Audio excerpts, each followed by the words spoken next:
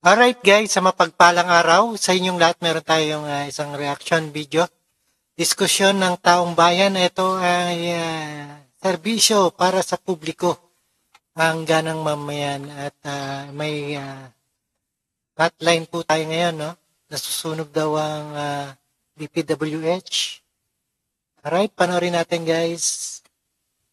Nako, may latest tayo, no, Son? Aba, Meron tayong mainit-init na balita. eto nga.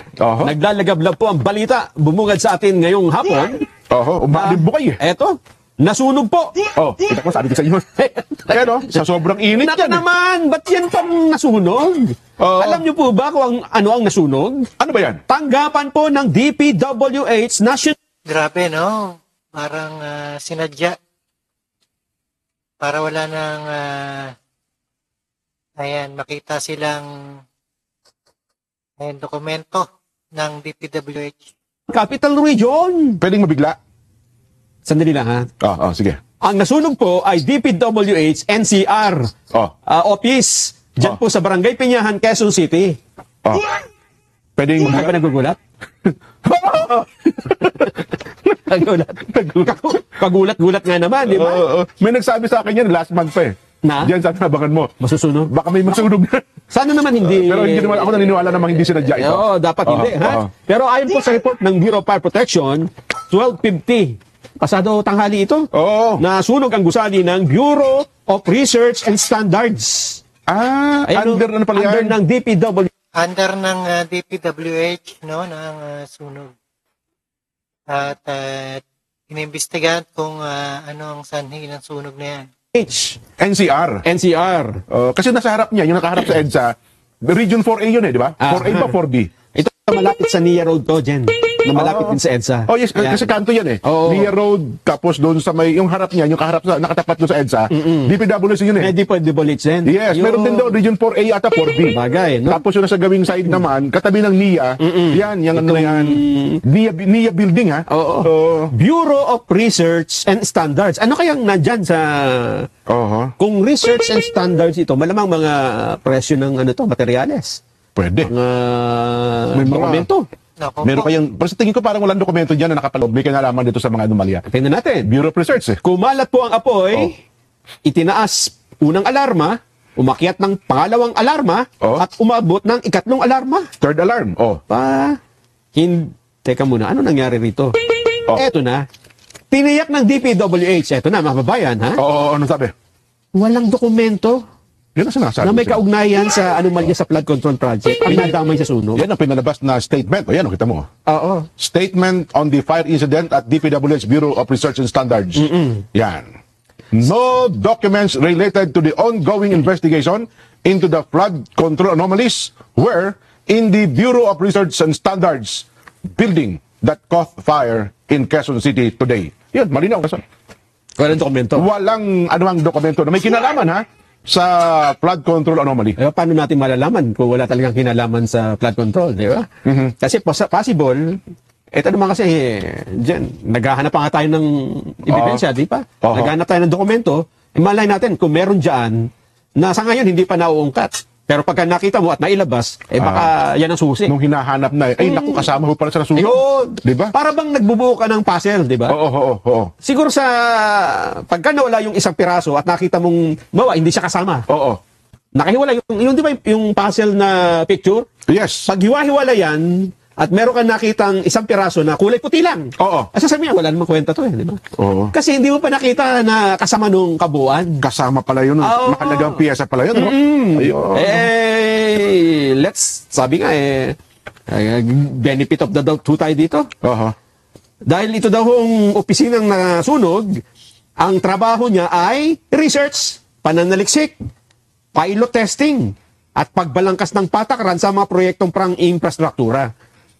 Yun ang infrastructure nga pinag-uusapan natin. Ito, sa tingin ko lang dyan, ha?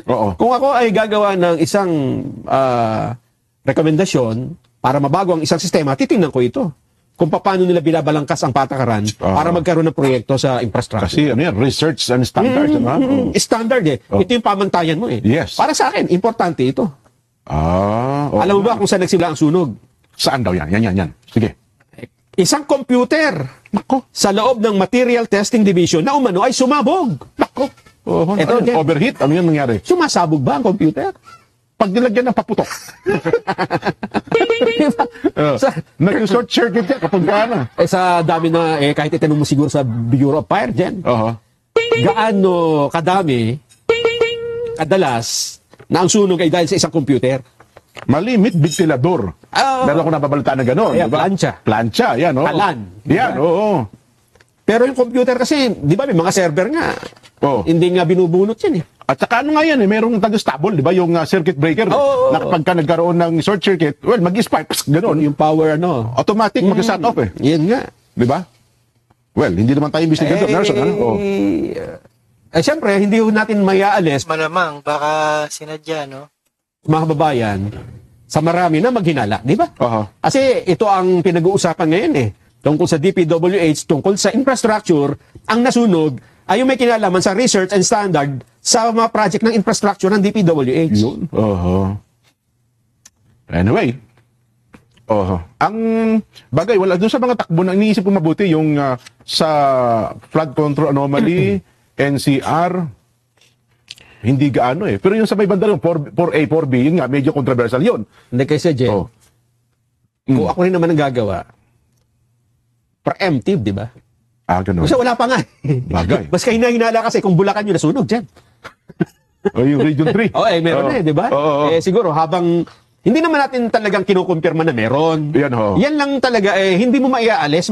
Sino ba naman ang hindi magtataka, di ba? Yung timing, no? Sino ang, masisisi mo ba ang mga kababayan natin na maghinala? Ba hindi mo maiaalis sa kanila? Totoo naman. Kasi nakita mo nga may nag-live eh. Ang lahat ng reactions. Nakita ko yung naka-live yung sunog? Nagla-live yung sunog. Anong reaction ng mga nanonood? Baka yun eh. Kasi yung sinasabi ko, sinunog yan. Ganito yan. Lahat ng Oo nga. Ganun, ang mga komento ng tao ko, sinadya yan, etc. Ayun nga eh. Yun nga, ang mangyayari dyan, ha? Sana mapawi yung ganyang mga alalahanin o yung ganyang mga paniniwala, Nelson, sa takbo ng mga pangyayari sa kasalukuyan. Di ba? Kung meron man, hindi mo maalis eh. Hindi mo maalis talaga na magkaroon ng hinala. Totoo yan. Diba? Para maalis ang hinala na yan, edi palutangin natin, di ba? Palitawin natin na yun ngang nasunog na yun, katiting mang dokumento, wala nga talagang nakatago doon. O kaya siguro may redundancy, may kopya. Ang ibang kasi kung NCR, dapat merong umaabot sa national. Ngayon mo nga lang nalaman na nandyan palang office ng Bureau of Standards ng NCR eh. Kasi ang office ng NCR nasa gabi ng Maynila eh. Yung building ng DPWH NCR. Ang naandyan sa Maynila Road na yan, yung gilid, yung Region 4A at 4B. Ang kanyang office dyan. Yan pa yun dyan, yung isa natin siguro, pagkatapos itong mga usapang ito, di ba mga opisina naman pamahalaan? Para ang gulo, no? Ay, opo naman. Totoo yan. May Mimaro pa, nandito sa yung Civil Service Commission lang, Region 4A. Nandiyan sa Quezon City rin eh. Hindi pa maayos eh, no? Department of Labor, ang alam ko, dito rin. At karamihan dyan, nagre-renta, ha? Ay, totoo. Umuupa. At ang ginagawa nila, satellite office, ang nandun. Aywan ko lang yung Laguna Lake Development Authority, dati sa Pasig yan eh. Di ba? Reporter tayo eh. Nandun sa Kapitolyo ng Pasig yan eh. Ang office nila eh. Wala na yung Kapitolyo, di ba? Wala na nga. Ewan ko, para nalipat ata ng Kalawan, Laguna, gawin doon. Maraming opisina dito. Pagka isa-isa mo itong Quezon Avenue, may mga opisina dyan na dapat sa probinsya nakalagay eh. Pero nandito po sa Quezon City, sa Metro Manila. At dahil dyan, yun na. Yun na sinasabi ko. Puro kayo hinala eh, ha? Nasunog lang yung tanggapan ng DPWH, naghihinala na kayo. Eto na, pagbibigyan na nga namin ang inyong kahilingan para yan wala sabi ko. Tama-tama din naman yan. Para wala na maghinala, meron ho tayong isang balitang dumadagundong. Tinugo na. Ang sentimiento ng yan ang masasabi kong Vox Populi. Ayun. Di ba? Oo. Kasi sigaw ng taong bayan yan eh. Ano ba yan? Ito po yun, ha?